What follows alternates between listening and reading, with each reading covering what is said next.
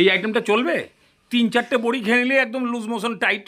তার মধ্যে আবার এই রসালো বড়িগুলোর ভালো মাত্রায় টেস্টও পাওয়া যায়। লাগবে 2খানা র ব্যানানা আর 2-3 ঘন্টা ভিজিয়ে রাখা 50 গ্রাম মতো মুগ ডাল। আমার একজন ফলোয়ার্স স্বাতি ম্যাডাম মেসেজ করে বলেছিলেন যে কাঁচকলা দিয়ে এমন কিছু একটা দেখান দাদা যার মধ্যে ছোকলাও থাকবে। তো ওনারই জন্য ব্যবস্থা করছি, আপনারাও দেখে রাখুন, কাজে লাগবে। তো লেজা মাথা বাদ দিয়ে বডিটাকে 3 টুকরো করে প্রেসার কুকারে অল্প একটুখানি জল নিয়ে তার মধ্যে দিয়ে দিন। এবারে ঢাকনা বন্ধ করে একটা সিটি। যতক্ষণে সিটি পড়ছে ততক্ষণে এই মশলাটাও বানিয়ে ফেল। নারকলি কুলের মতন সাইজ হলে 4টে মতন টমেটো, আদা আর একটু ঝাল অনুযায়ী কাঁচা লঙ্কা। এর মধ্যে এখনই হলুদ গুঁড়ো জিরে গুঁড়ো 1/2 চামচ করে, ধনে গুঁড়ো 1 চামচ আর চরণামৃতর থেকে একটুখানি বেশি জল দিয়ে বাস এটাকে পিষিয়ে সাইড করে রেখে দিন। এদিকে কলা থেকে সিটি পড়ে গেলে নামিয়ে কলাগুলোকে বার করে নিয়ে পুরোপুরি ঠান্ডা করে ফেলতে হবে। কলা ঠান্ডা হয়ে গেলেই প্রথম কাজ হচ্ছে ডালের জলটাকে ফেলে দিয়ে ডালটাকে আগে পিষিয়ে ফেলা। যতটা পারবেন পিষান, 40-50-এর ডাল গোটা থাকলেও কোনো অসুবিধা নেই। এবার এর মধ্যে 1-2 করে ছোকলা শুদ্ধ কলা দিয়ে পিষতে থাকুন। সব একসঙ্গে দিয়ে দেন না, তাহলে আবার মিক্সির হালত খারাপ হয়ে যাবে। অনেকটা এরকম চটচটে এঁটেল মাটির মতন দেখতে হবে। বার করুন একটা জায়গায়, এবার মাখামাখি হবে।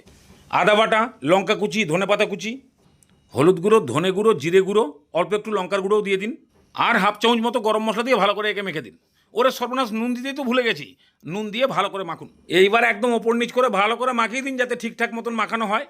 এইবার একে ফুলুরির মতন একটু বেশি তেলেই ভাজতে হবে। মিডিয়াম ফ্লেমে ভাজবেন, তাহলে ভেতর পর্যন্ত ভাজা হবে।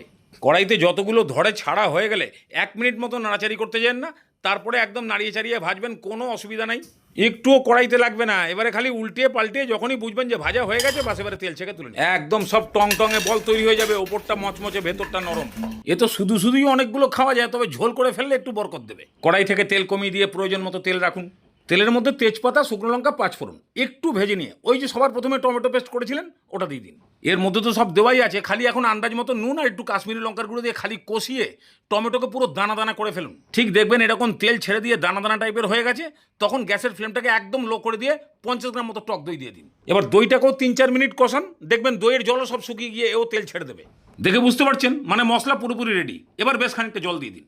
এবারে জলটাকে ভালো করে মিশিয়ে নুন লাগলে নুন দিন, অল্প করে একটু চিনি দিন আর 1 চামচ মতন গরম মশলা দিয়ে বাস ঝোলটা খালি ফুটলেই বড়াগুলোকে ছেড়ে দিন। এবার ঢাকনা দিয়ে 3-4 মিনিট হাই ফ্লেমে রেখে দিলেই রেডি।